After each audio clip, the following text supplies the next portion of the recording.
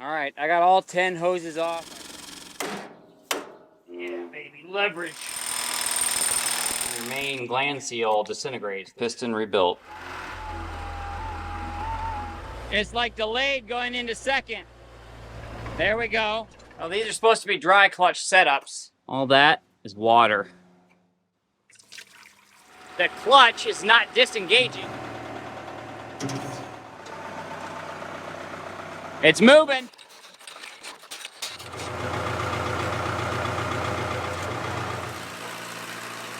But this one here broke. Let's see if it starts on 12. That terminal is completely corroded and missing. Usually it gets its ground through the case. Ready? There we go. Yeah! You gotta make sure you keep yourself quite lubed during certain activities. Pretty heavily gunked up. There we go. Nice! It died again. We definitely have a fuel issue. Whoa. Holy mother. My goodness. Let me just grab a handful for you.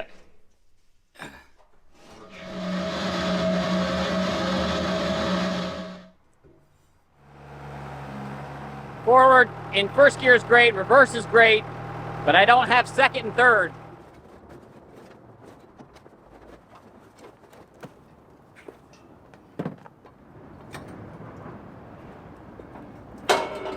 Cold start.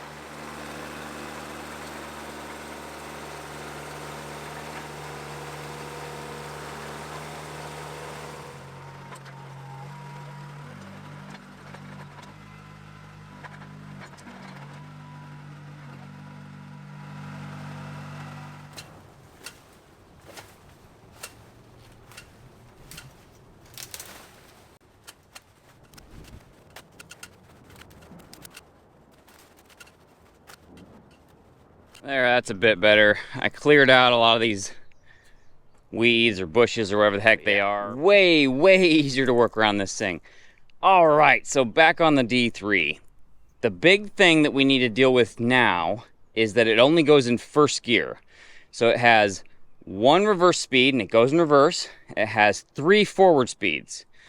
It goes in first, and a while back it would be really, really delayed and go into second, but I can't even get it to go into second anymore. So either one of two things is probably the issue. First potential issue is this right here. Everything is so sloppy that the linkage may be out of adjustment to the tune of it not being able to go in every gear like it should. Or two, and this is the bigger problem, the transmission, the clutch packs in there are either worn out, damaged, seized.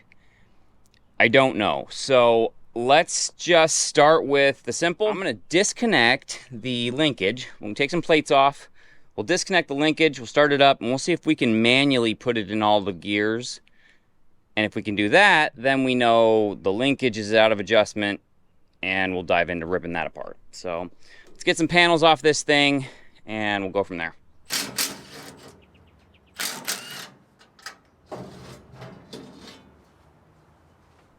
All right, so our linkage comes out of here, goes through this, and is this bar that goes right down to this linkage here into the transmission. I'm going to disconnect it right here. And then I can actually see this adjustment, or this lock nut is loose. And I think that one's not tight either on that end.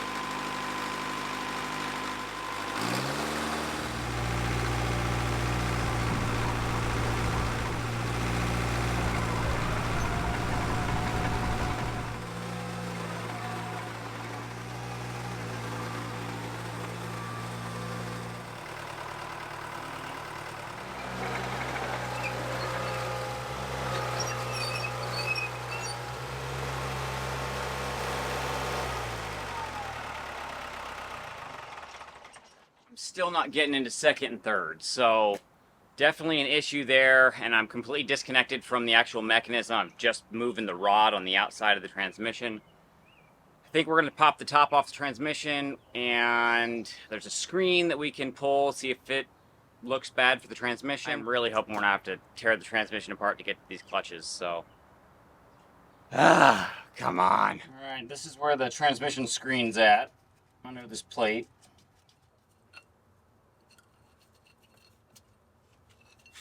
Ooh. Look at that. See all that? That doesn't look good.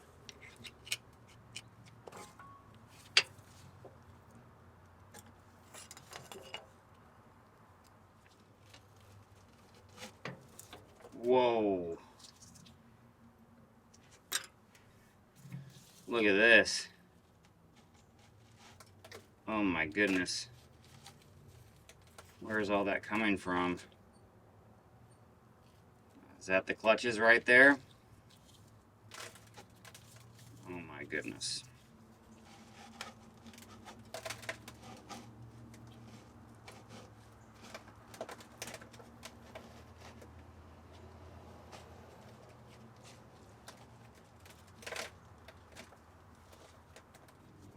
Check that out. Look at all that buildup in there, and that's just what hasn't fallen off. The inside of that, right where this area is, there is a ton of buildup. Oh, I wonder where all that's coming from. I mean, granted, like I said, this thing sat for 25 years, and stuff just seizes up at some point. These are the moments I wonder why I buy this old junk. The moments that I understand why are later when I get it fixed and I can actually use it and it's better than the electronic stuff they make today. But this is the moment at which I wonder why. Why do I do this to myself?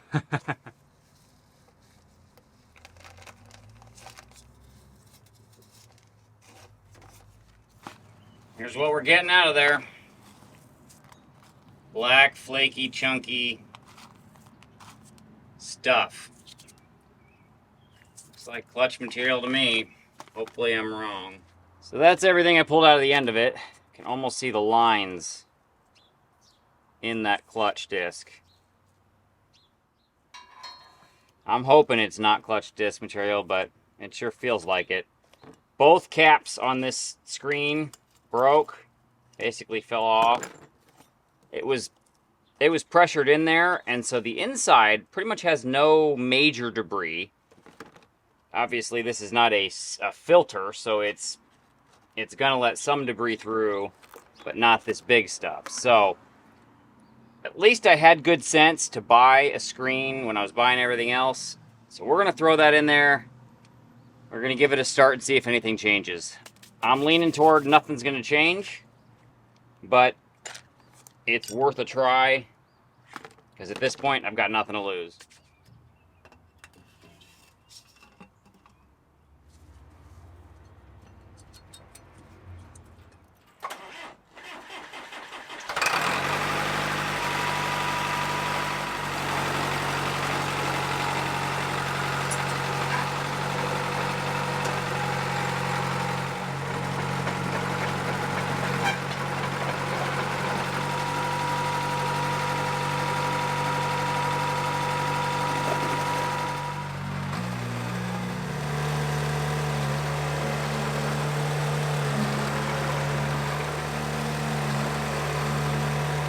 All right, before we start tearing the transmission out, let's do some testing. Underneath this port here, this plate, there are 3 test ports. It's weird. It's A, B, and D, and this is the vent, the crank or the transmission case vent, and under that is port C. And so we can put a test gauge on A, B, and D. And then there's a certain test we do where we take out C and we just leave it out while we're testing. So we're going to start with A. We're going to get some numbers here. I kind of cobbled together, I had some hydraulic hose, found some fittings, and have a 600 PSI gauge. We shouldn't see more than about 300 psi plus or minus a bit. And so 600 should be a good number. I was looking for a 500 gauge, but 600 is what I had, so it should work fine. So we'll do them individually, one at a time. I think Cat makes some special tool where you can test them each individually, but we'll connect this here. The ports are 1/8 inch NPT, which is nice because it's a pretty readily available. So I just adapted that to this JIC fitting. And then on the other hand, I've got this JIC fitting all the way up to 1/4 inch NPT to get the gauge put together. Let's get it hooked up and get some testing done.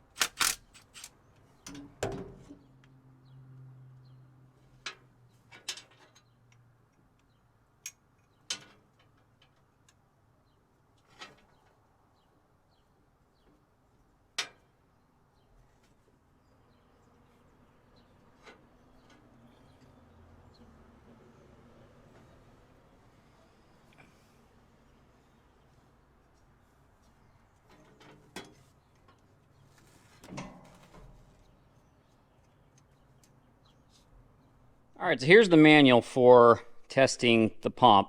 So essentially, there's our A, B, and D, and then C is way over on the side. So A, B, and D, and then C is over here. So if we come down here to this, we've got the pump is B. It should be between 280 and 300 psi.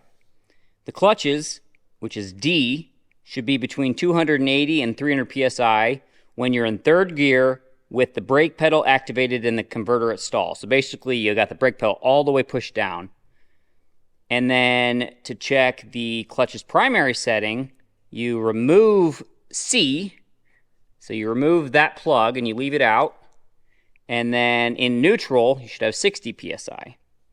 And then what we're going to start with, which is A, the converter inlet on the control valve body, it should be between 10 psi and 85 psi. In third speed, also with the brake pedal pushed and the converter stalled. So, and then there is a location on the side of the transmission case that we can check the lubrication pressure and converter outlet pressure. I'm less concerned about those. I'm more concerned about the clutch pressures inside the transmission, because that's really what's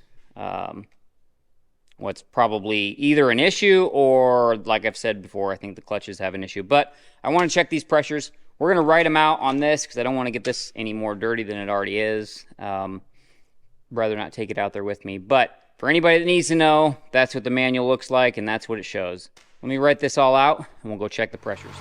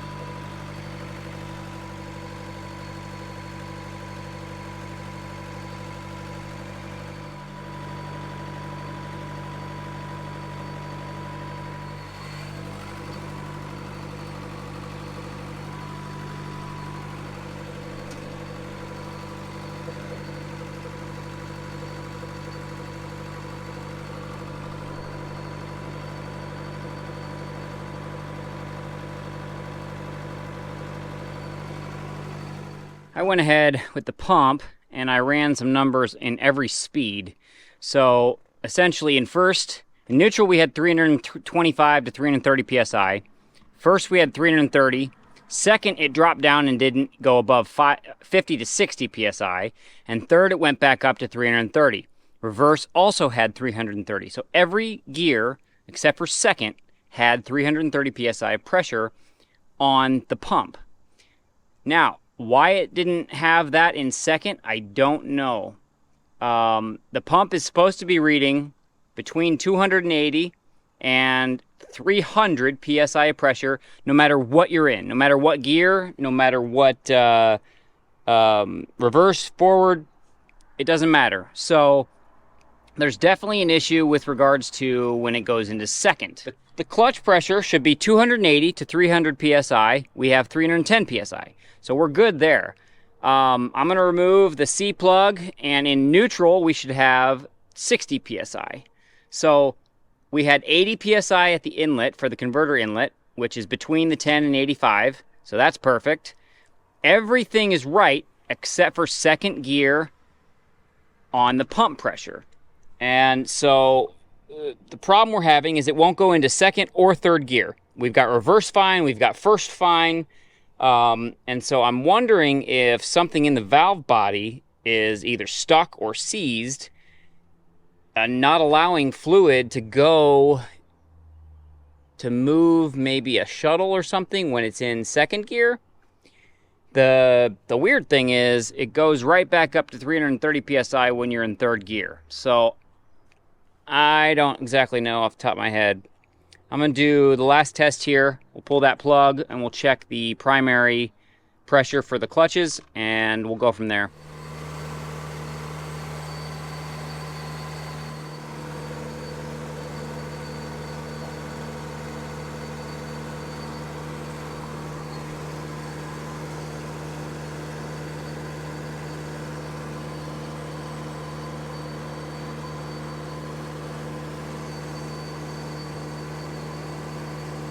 All right, I'm gonna start it back up. I've got it set back to the middle one, and I'm gonna show you what happens when I go from to any of the speeds and what happens when we go into second. So here's neutral. This will be reverse.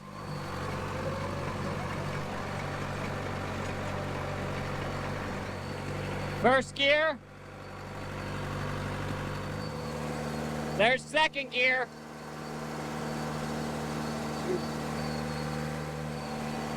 Third gear.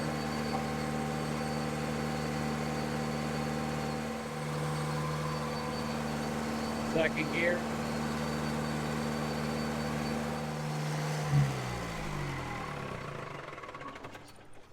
Well, there you go. So, same thing. Neutral, first, third, and reverse all have 330 psi. Second has about 50 psi. So, what does that mean? Does that mean something's stuck in there and isn't quite moving? Are there some piston seals that could be bad? I don't know. All right, I'm gonna get this button back up, do a little more research, and figure out what's going on. So we are under the machine, the bottom of the transmission right here. And we need to test this port right there. So that plug is an O-ring Boss plug. I had to get the right fitting, so I got a O-ring to JIC and then a JIC 90 adapter. And that's gonna go up in there like that. And then I can get my hose on it.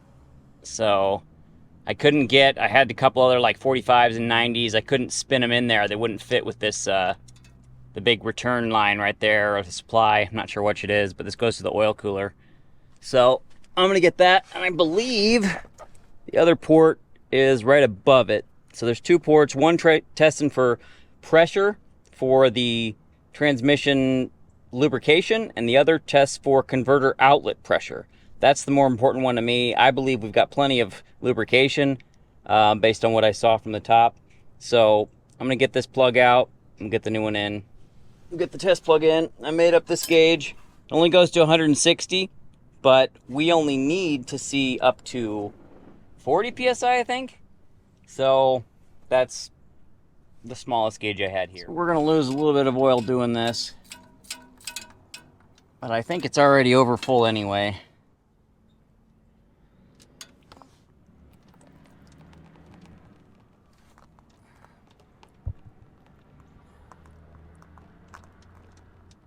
Come on, go in there.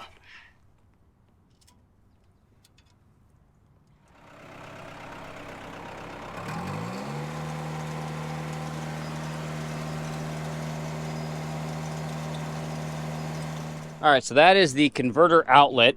So a minimum pressure at idle of 5 psi, so we were getting about 12, and a max pressure of 40 plus or minus 10. So we were getting above that. So now I actually didn't have it in third. That was at neutral, So we need to put it in third and do that again. So let me start that back up.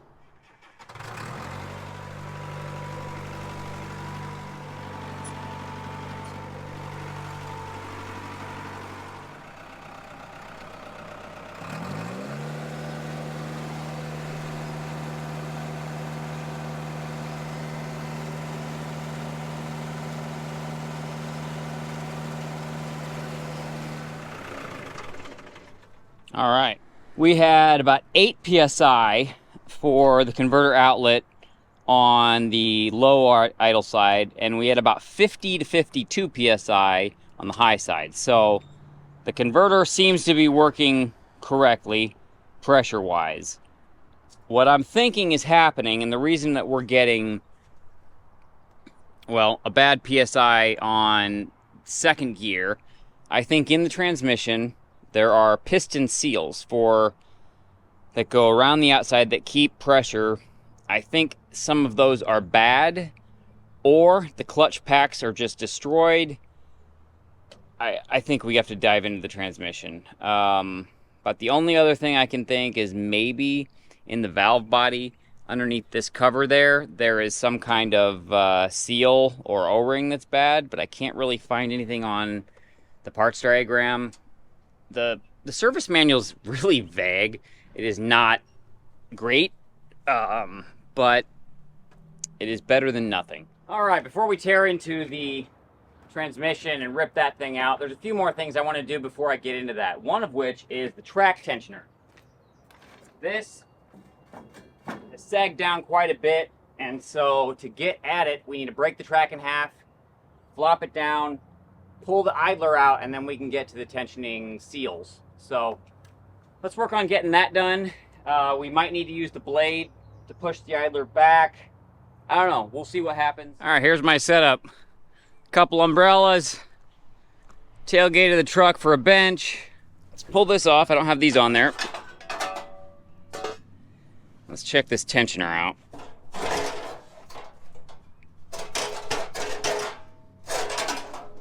Oh yeah, she's leaking. So it's leaking out right here on the side somehow. Not sure how that's happening. And it's leaking right down there underneath.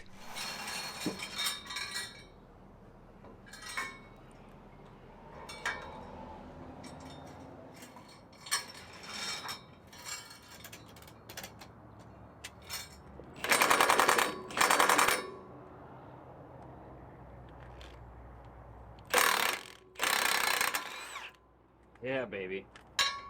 That came out way easier than I thought it was gonna.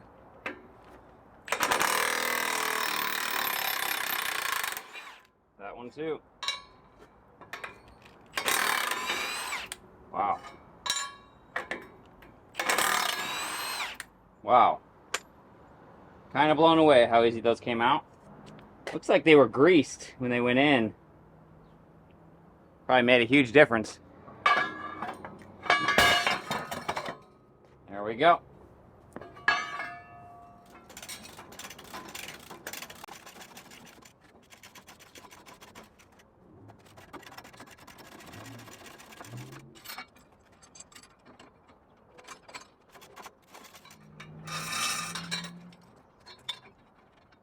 All right, they come along, 2 safety chains, and I'm gonna get some chunks of wood to stick in here real quick. I do not want that flopping down on top of me.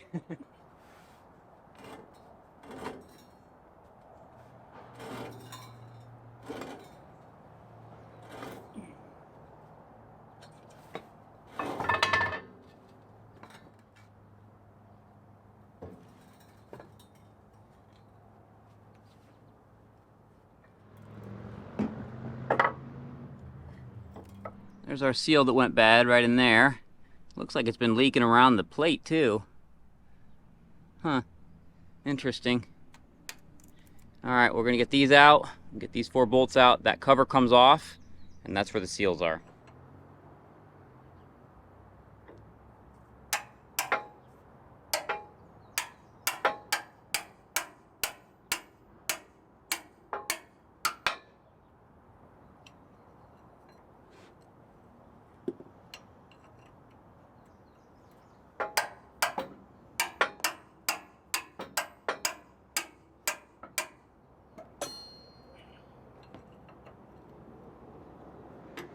Whoever was in here last, thank you for putting anti-seize on those bolts.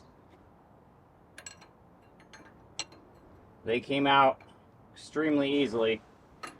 So big thank you to that mechanic. There it goes. Like there's a seal in there and an outer seal in this. Yep, there's a seal.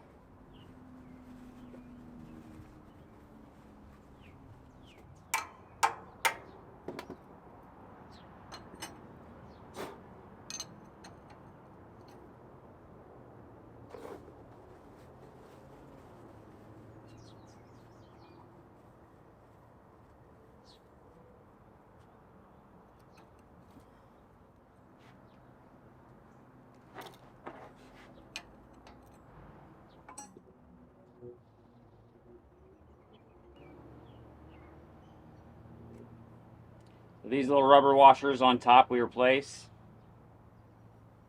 There's one on the grease zerk and one on the release bolt.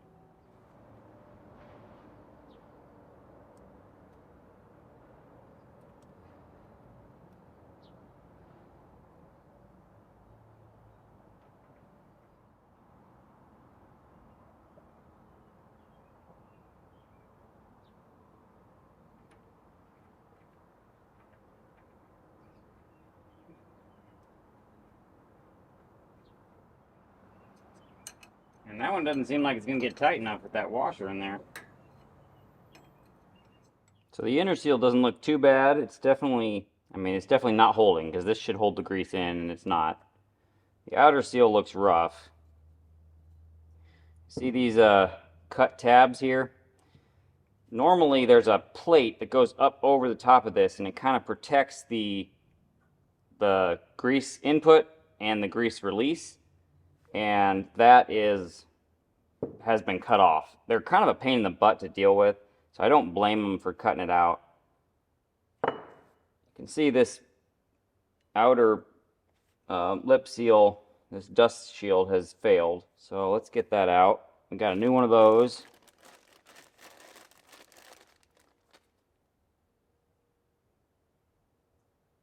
Like that. And then this inner seal, it gets put in on the machine, and then there's a metal ring that pushes up against it just like this, and then the plate pushes up against that metal ring, and so that's all the sealing. Got the outer dust shield and then the inner pressure seal, and that metal ring is just kind of a spacer, because this is not a cylinder that actuates. It doesn't move other than when you put grease in it to extend it or take grease out to push it back in, and its only job is to keep that grease in and keep the track tension to the right tension. So and then these, as you saw, we replaced. I'm going to try and get, I think that this grease zerk here on top, I think that the ball's not retracting, so I'm going to try and get that working. I don't want to have to buy another one of these, but I'm going to mess with it. Let's get this out.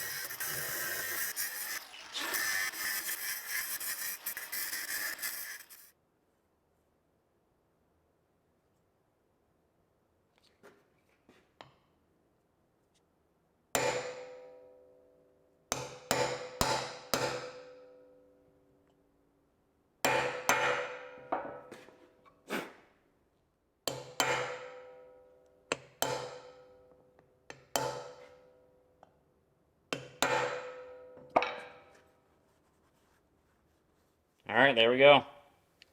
Let's go put it back together. Seal goes in with the lip facing in. You always put the lip facing the pressure. And this metal ring goes in.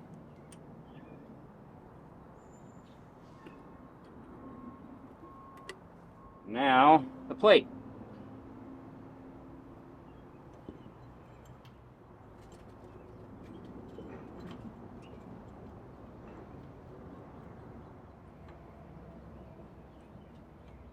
All right, I'll get that tightened down and we'll get it put back together.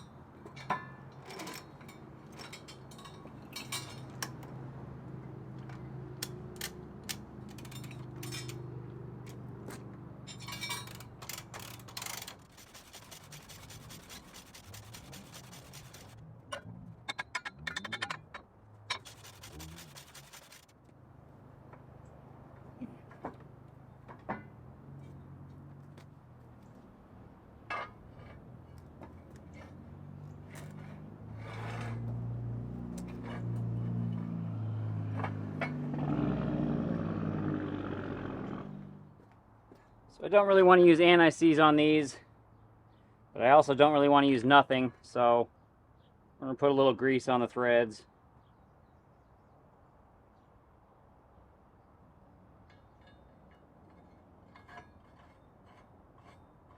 Normally with track bolts I wouldn't do this, but if I need to break this apart, I don't want it to be a bear later.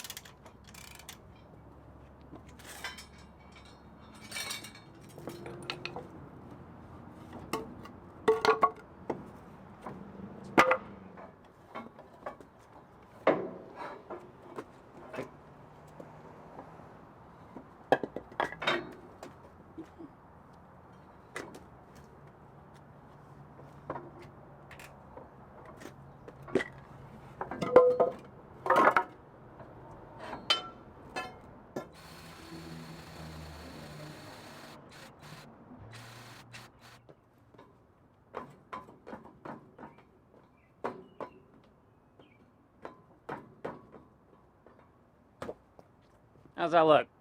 A little bit better. I think we'll run it like that for a while, and we'll see if it loosens up any. If it loosens up, we'll add some more grease. All right, I'm gonna do the other side, and then they'll be done.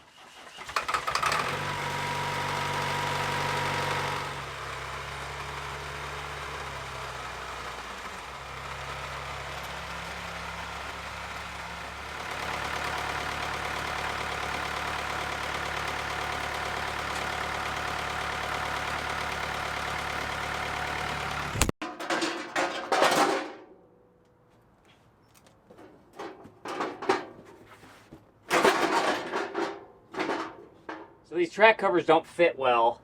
They're all bent up, they're all mangled. They've been abused and used for a long time, so I'm gonna beat the heck out of them until they fit better.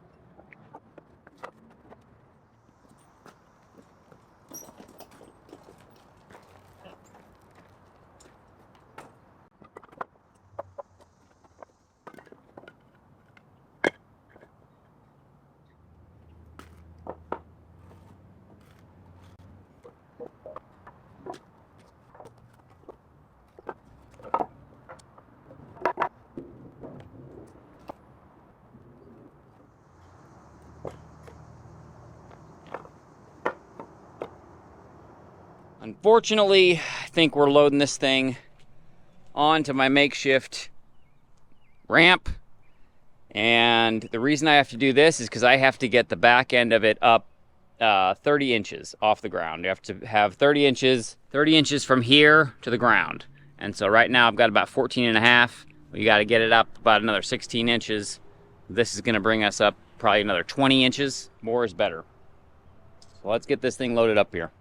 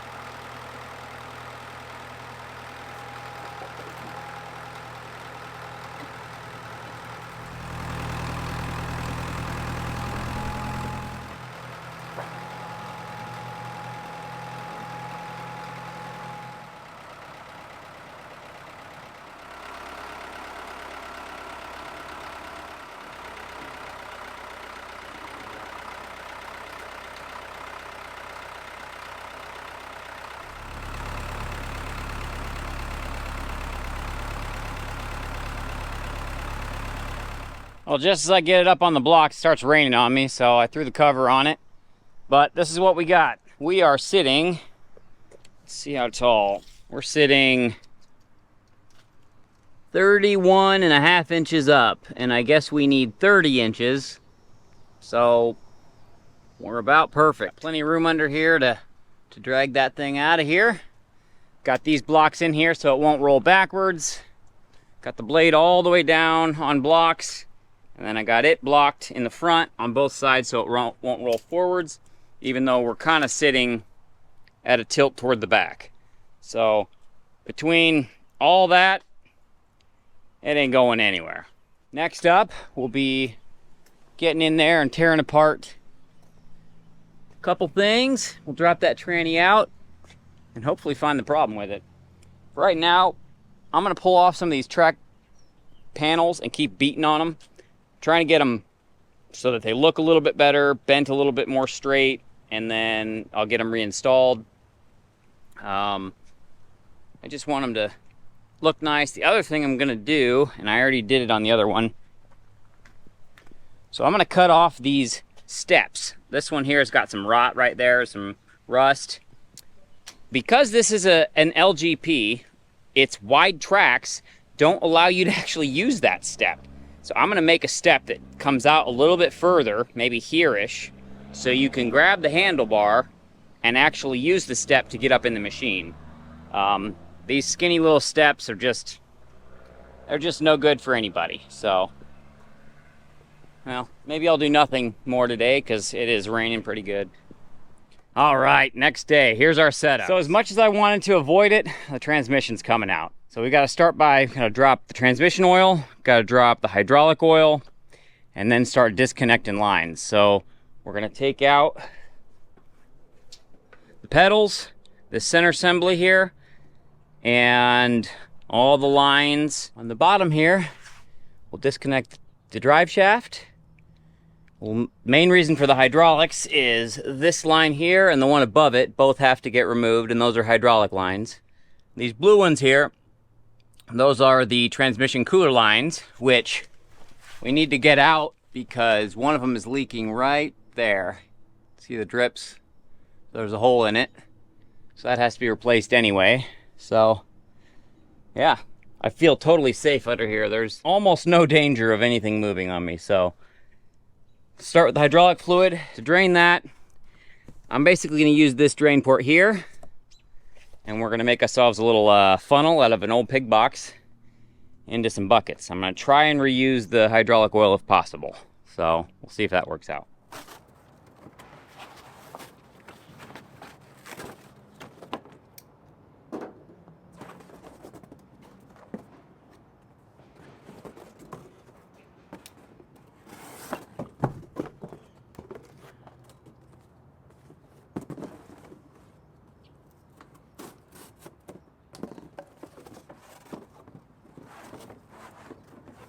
I'm gonna go see if I can find a funnel to get it from here to out here, and then maybe cardboard down into the bucket. They don't give you a very good way to do this. Maybe I could shove a hose up over this after I take the plug out. I don't know.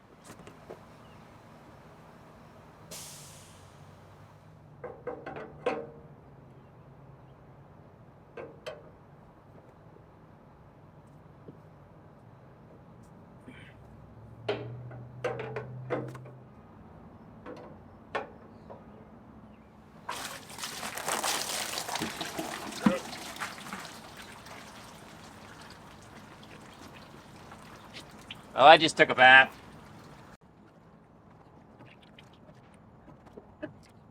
That did not work how I wanted. At least it's good, clean stuff, I guess. Thanks, Cat, for putting the drain plug right there. Should probably take the cap off.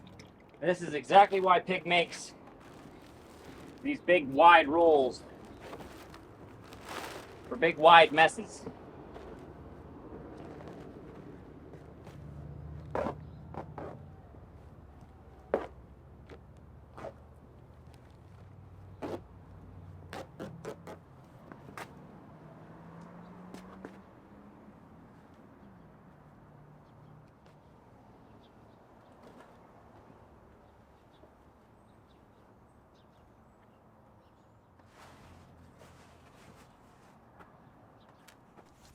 during the transmission. There we go.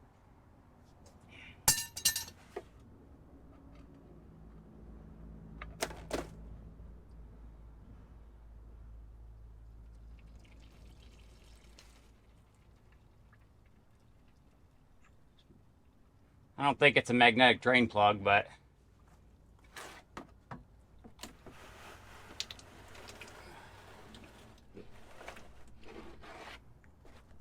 definitely some metallic flake in there. I can see it in the oil.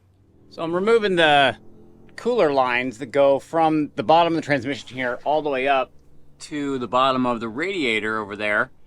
And one thing I like to do is I'll use an air scribe to scribe a line on each side of where the hydraulic hose should go. I'm replacing these two hydraulic lines, but I want to make sure that I put them back in the right spots. And I just want to connect the right port to the right port, and it's not going to be all done today. So by scribing a mark, it allows me to find and deal with it later so that I remember it later. Because I've got a lot of projects going, and I don't always remember things exactly. But if I prepare and I, put parts all in one bucket and I make marks on stuff like hydraulic hoses or zip ties. Sometimes zip ties get broken, paint marks get washed off, so I like to use an air scribe, or sometimes I'll use a nice punch and I'll make at least 2 marks, because one mark might be, okay, well, I'm not sure if that was there already, but if there's 2 marks right next to one another, somebody added it. So I'm gonna use the air scribe. Basically, you just twist this, and you can adjust how it, and it will write in metal, essentially. So I'm gonna get that done, and then we'll know where these 2 hydraulic hoses go.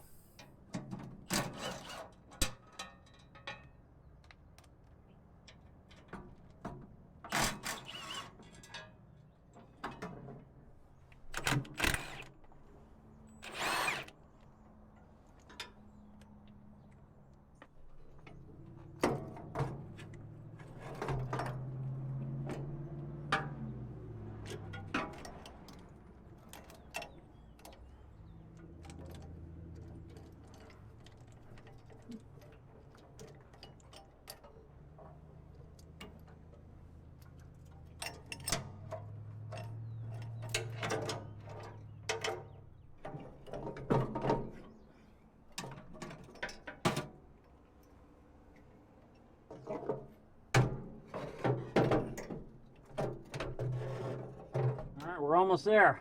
I think I'm gonna leave the fuel line hooked up. Shouldn't be in the way. Gotta undo this filler tube, and then I think we're down to the bolts on the flywheel and the 2 transmission mounts. Everything else is disconnected.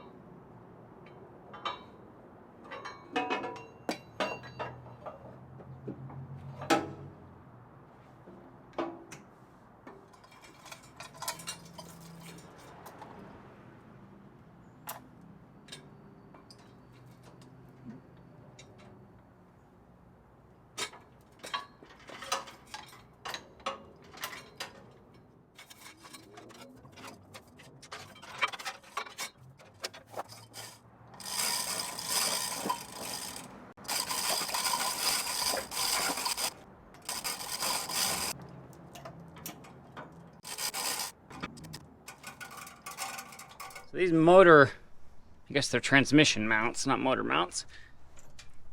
They're in bad shape. Got that one undone. It's got a little spacer in there. I already got that one off. And then there's 2 bolts here, a bolt down below on both sides. And then we've got all the bolts in the flywheel to undo.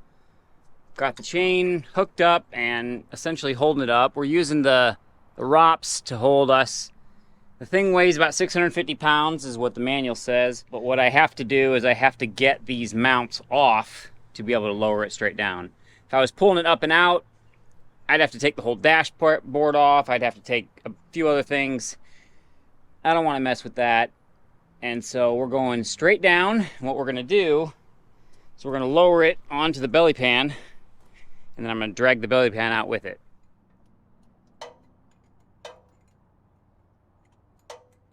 Ooh. I think I've got it all disconnected.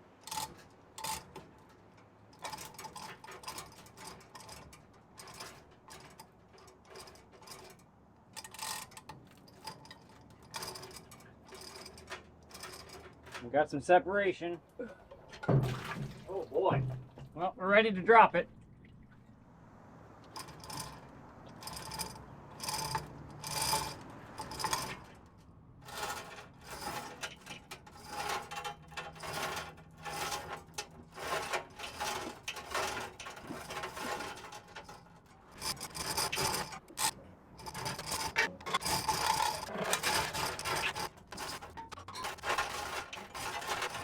And there's a whole bunch of oil up in there.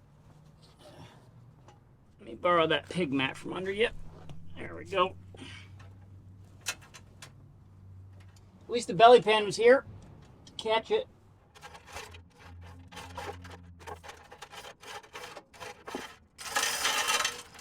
Beautiful. There we go. That is how you take a transmission out of a D3 Dozer. A D3 LGP. Just a D3. No A's, B's, C's, D's, E's, F's. Just a D3.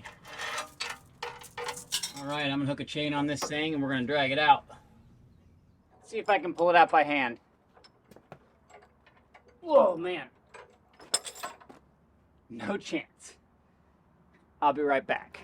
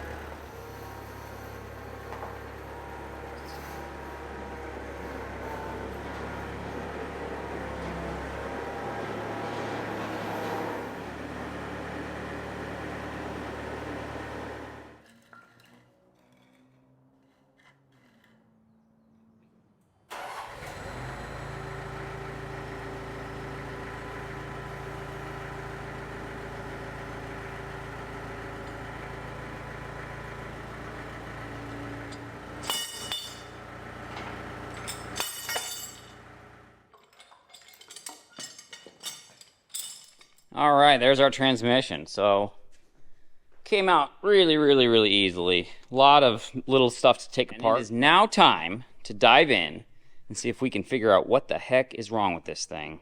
So we're gonna start by taking all these bolts off here, take this cover off, we're gonna get the valve body out, then we'll get the torque converter off, and then we'll get into the guts of it.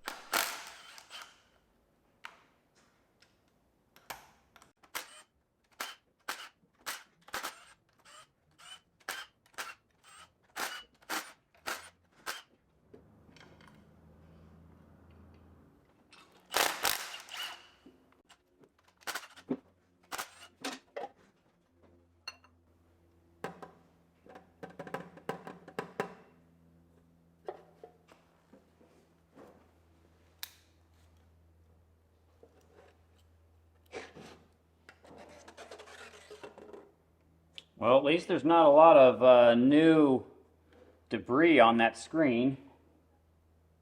That's good to see.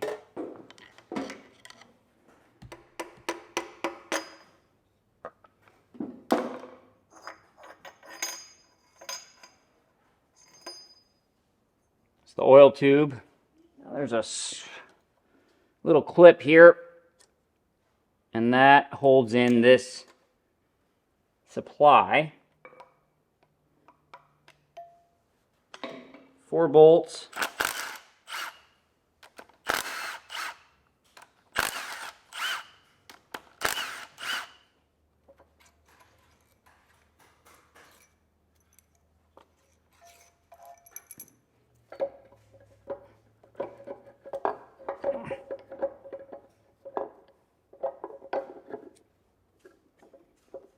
There we go.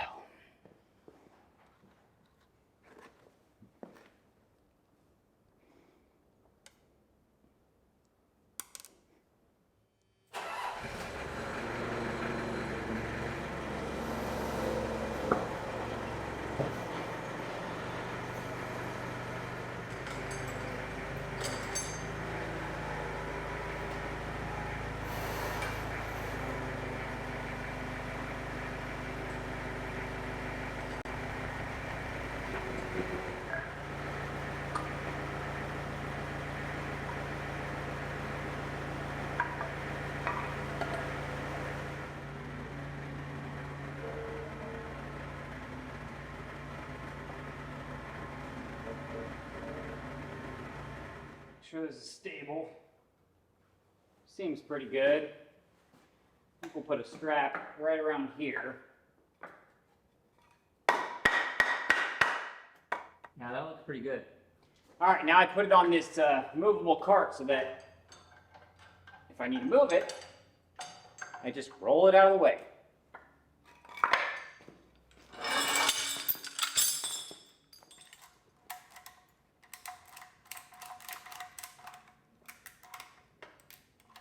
There. That's not going anywhere.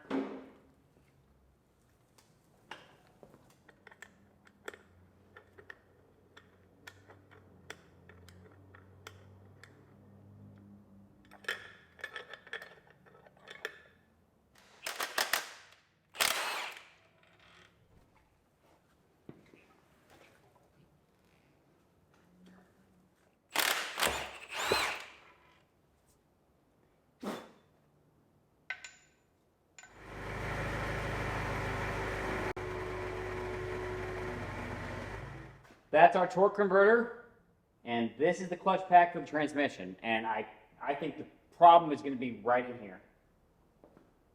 Not sure where yet. I'll let this drain. It's super easy to get that apart, like extremely easy.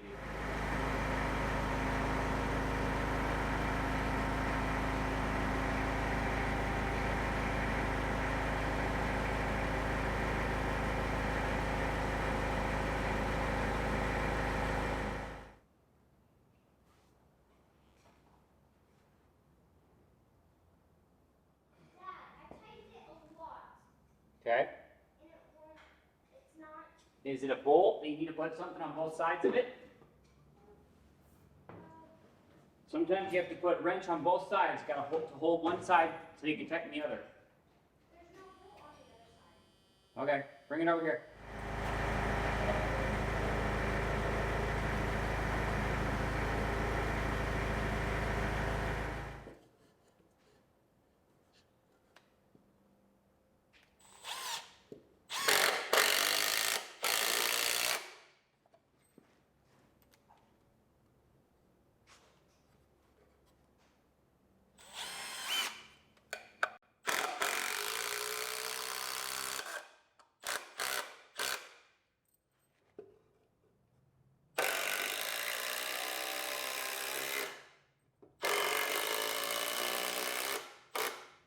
I don't want this falling over, so that makes it a heck of a lot more stable. Still not the greatest, but it should be all right for what I'm doing.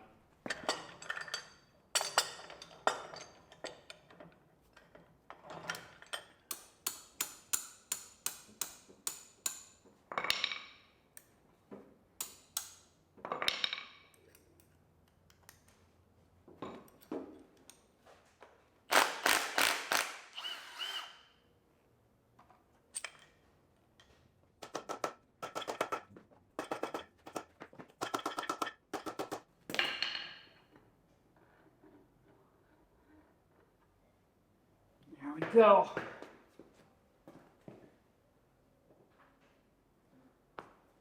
That is the torque converter. Now we're down to the transmission.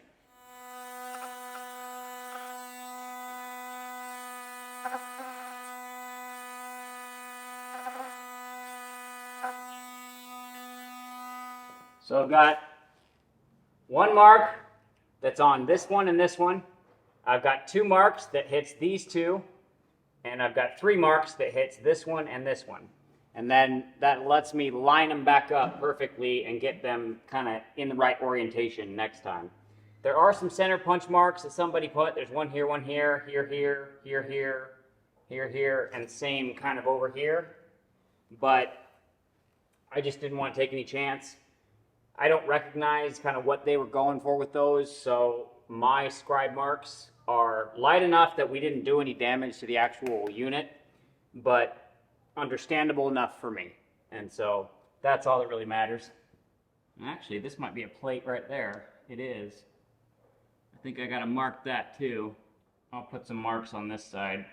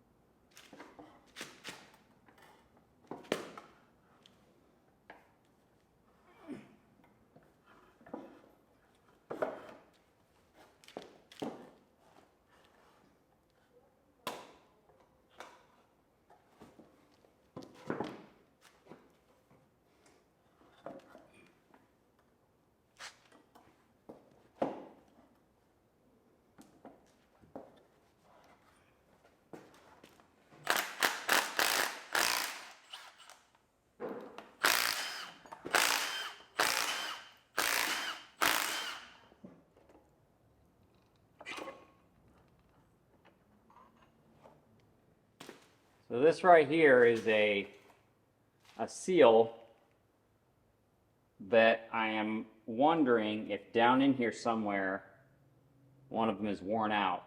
Yeah, there's some clutch material missing on that disc. I mean, it still looks like it should run.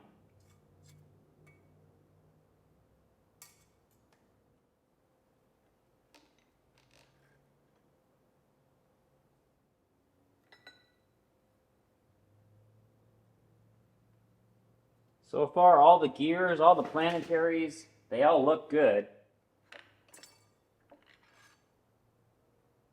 I don't have the right eyelets for this, but these fit in here. If I push them sideways, I think I can, yeah, there we go. Set the planetaries out. Yeah, there's some major clutch material missing on these discs. I think that's going to be our problem.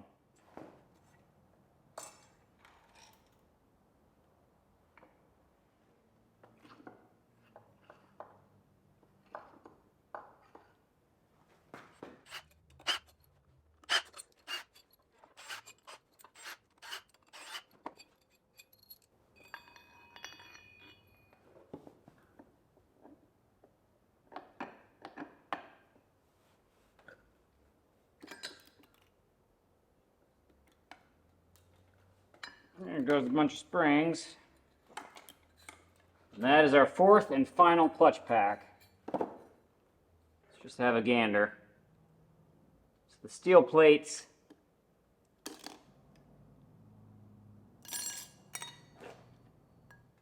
There is no clutch material on that at all. That'll do it. That's our problem. Clutches are bad. It's okay, that's why we're in here. All right, I'm gonna get all this laid out. We'll start going through it.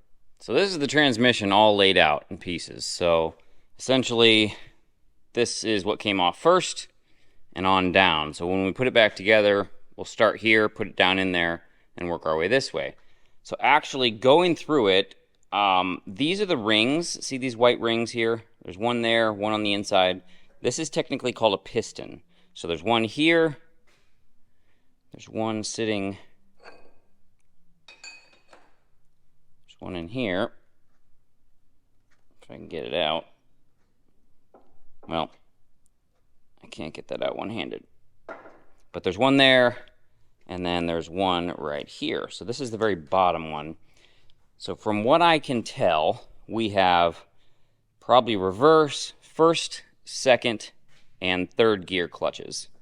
And I could be wrong on first and reverse, but I think it's in order like that.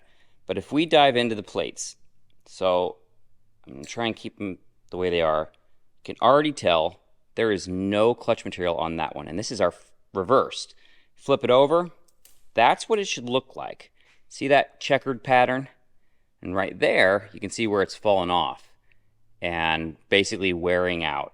The problem that I would have if I continued to run this thing, if I had even tried to push dirt with this machine, I would end up destroying the ability to even move it at all, because we were probably barely getting in. Like, look at that side.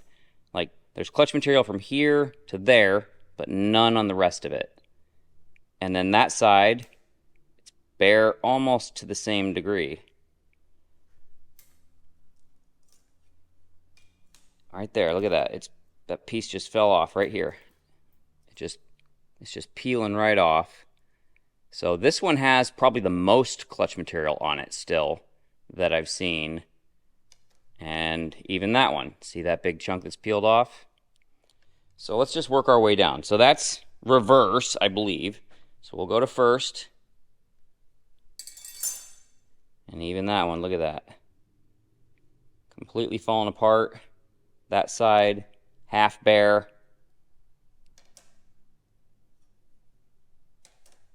That one's the same way. That one's almost completely gone on that side. And that side is about half bare.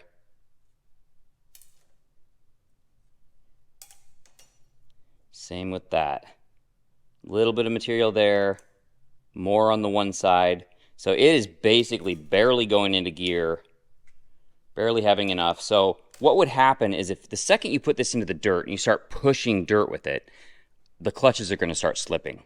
And it's going to start ripping off more material, and then it's not going to have the power it needs to actually go forward. So here's where it gets bad. So this is second gear. You can literally see on the edges how it's shiny. It's worn all the way down along that. Both sides, no clutch material at all. There's another one, nothing on that side. A little bit here, a little bit there, a little bit there. Hardly anything at all.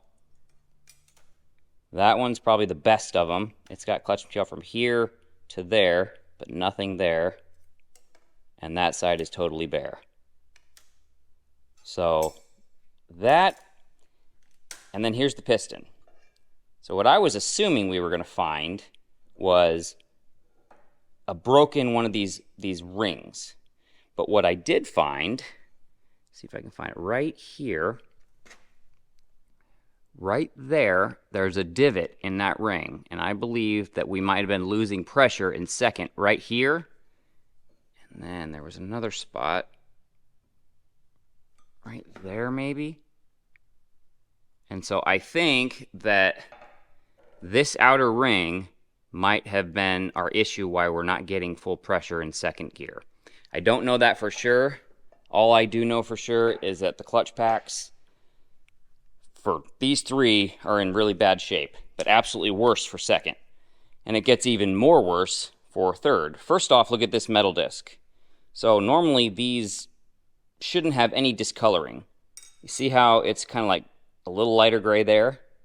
And then it is not perfectly flat. And so this disc has warped. It got hot and it's not flat anymore. Could probably make it work if I had to. And we may have to. I'm not sure if I'm going to reuse the metal discs or not. But look at this clutch disc. Nothing. and nothing. And it's wearing into the top of that disc where you don't see the brown there. Usually the middle ones don't get as hot. And that one is perfectly flat. It's not moving around at all. But that disc, literally nothing. There's our first bit of clutch material that we found on a disc in third. That one's good. At least decent. Next clutch disc. Nothing on that side. And absolutely nothing on that side. That one seems okay. A little bit of wobble on that one. Totally, completely bare on that side. And same on that side. And then this last one, this one has gotten hot too. You can see some discoloring here and here. Usually the outside rings tend to be the ones that, yep, I can feel it moving. Just a slight bit, you know, kind of wobble on the flat plate here. This is a 1-inch thick steel tabletop that's pretty true. So as far as I can tell, our problem is the clutch discs are just completely gone. And that's the material that we found coming out of the transmission. I think the little piece that I had, yeah, this is the biggest piece that I found when we were looking at the screen, was this little guy. And you see those lines? Those lines were exactly what they thought they were. They were the lines on the actual clutch discs themselves as they wore. So just like that, you see that cross hatch? Those are those lines. And this material wears out over time. I believe Cat has upgraded the material that they put on these. I don't know that for sure, but I'm working on getting parts for this. So that's all I found. And I don't know for sure. I mean, the torque converter, you can't do much with it. We could replace a bearing here. We could replace a bearing on the other side. And there's a couple small seals. I pulled the oil pump off, and it seems to be rolling fine. We got plenty of pressure. We got the right pressure, so I'm not concerned that the oil pump has any issues. The other potential issue is that somewhere in the valve body here, this is what, when this thing moves side to side, like that, that's your spool. And as this moves side to side, it hits different detents on this rod, on the spool valve. And this, as it moves, it allows fluid to go to a different passage, essentially shifting it from reverse, first, second, or third. This machine only has one reverse speed. It does not have 3 reverse and 3 forward gears. It just has 1 reverse speed and 3 forward gears.